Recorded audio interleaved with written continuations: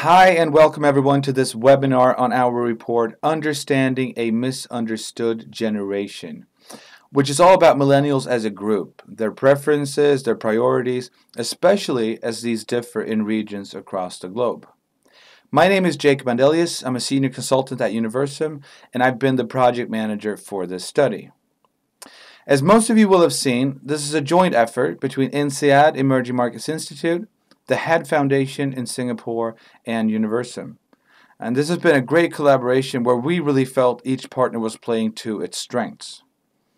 Now, considering the fact that millennials are expected to make up 3/4 of the workforce in just a little bit more than 10 years, and by the way, that's a Deloitte estimate, just so you know, it's clear that as employers, we need to get a handle on this generation.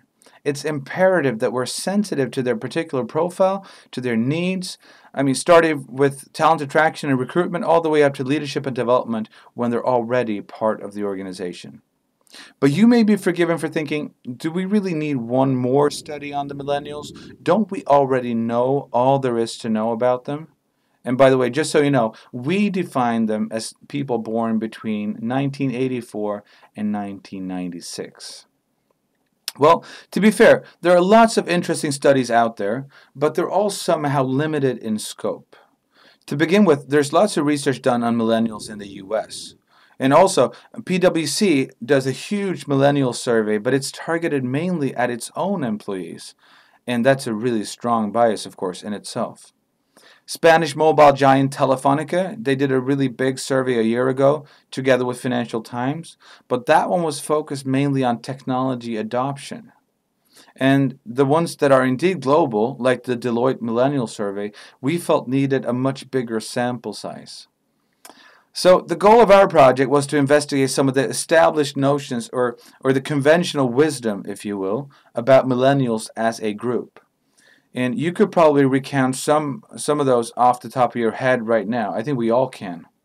And to do just that, we collected more than 16,000 responses in more than 40 countries.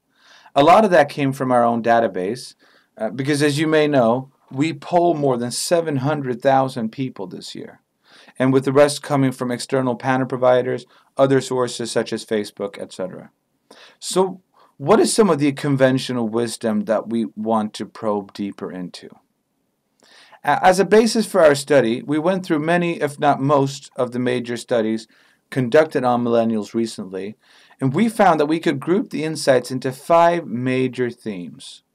Millennials believe government has an impact in today's society. They rely heavily on friends and family for input on career issues. They're interested in leadership and they expect rapid promotion. They're not typically up for hard work in the classical understanding of putting in lots of hours. And finally, they seem to put soft factors like personal development and work-life balance ahead of things like money and status. Okay, so at this stage, I'd like to go through some of the insights that came out regarding these notions. And we'll start with the question of whether millennials really are as keen on leadership as we think. I think it's fair to say that, at least to me personally, this one was a big surprise. Since I'm based in the Nordics, I was expecting perhaps millennials in other parts of the globe to be interested in becoming a leader, but I had not expected such a high interest in Western Europe. For years, we've thought that millennials focus on other things than leadership, at least in certain fields such as IT or in places like Sweden and Norway, but it's clear from the research that we have underestimated millennials on this count. Also, in the separate book on leadership that's available for download on our website, you can get insight into what millennials in various regions find attractive about leadership and how they want to be led. And without giving too much away, I can tell you that the differences between regions are staggering. Obviously, this will need to impact leadership strategy within your organization, suggesting that you cannot use a one-size-fits-all approach across various geographies. Now, the next thing I'd like to show you is how millennials think around the concept of challenging work. Because we've found that it's not necessarily the case that they shy away from hard work. From other responses in the study, it seems millennials are actually quite open to working hard at times, but as you can see, they typically view challenging work in terms of innovation or having a steep learning curve. In other words, they're looking to work smarter, not just harder. We believe there's a shift underway when it comes to flexibility in the workplace, around work hours, the possibility to work remotely, etc., that has to do with this notion of working smarter. Of course, all industries will be different, but we believe it will make sense for you to be on the forefront of this development in your particular industry. The next one up is work-life balance versus money and status. We asked the question whether millennials would consider giving up a well-paid job in order to improve their work-life balance. And as you can see, almost half of all respondents globally agreed. It's really only in Central and Eastern Europe, and actually in Russia in particular, that they feel differently, putting money ahead of work-life balance.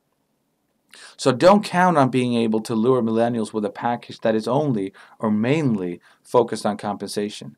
Nowadays, people look to the whole offer, and that of course includes elements such as work hours, flexibility, and other benefits. Also, we wanted to know more about how millennials viewed government and whether or not they think government has a stronger ability to influence society than, say, private business. And the numbers don't really bear this out.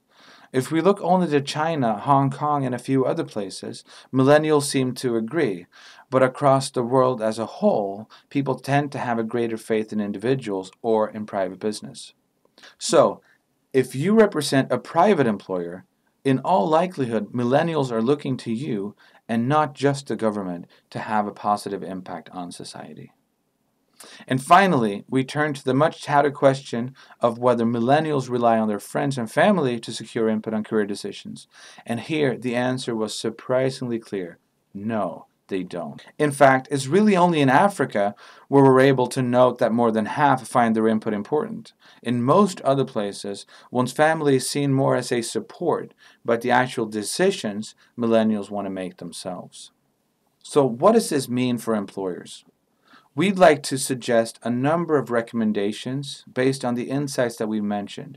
The first one, and perhaps even the most important one, being the need to approach millennials at the right level.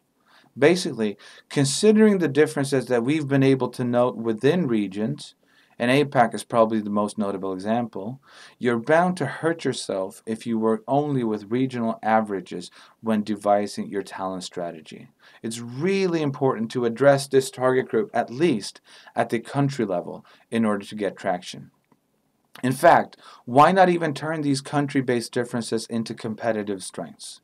If you arm yourself with an in-depth understanding of millennials across different countries, you'll be in a position to recruit job profiles where you stand a better chance of finding them. As an example, if you want to hire people who care deeply about innovation, then look to Latin America or Asia Pacific, where millennials were most likely to define challenging work as just that. Also, we would strongly advise you to address the topic of leadership within your organization. It's certainly not enough to arrive at an understanding of how to train and promote leaders only on a global level. The preferences in different regions are so disparate that you need to be able to maintain lots of flexibility in the system in order to harness the energy and the ambition of up-and-coming millennials. Perhaps it would even make sense to echo the work that you've done in your employer value proposition in a sort of employer leadership proposition as well. Finally, we want to encourage you to make sure that the way you talk about millennials within your organization is based in fact and not in rumors or hearsay. It's so easy to end up in groupthink or even your own sets of conventional wisdoms when it comes to what millennials are all about.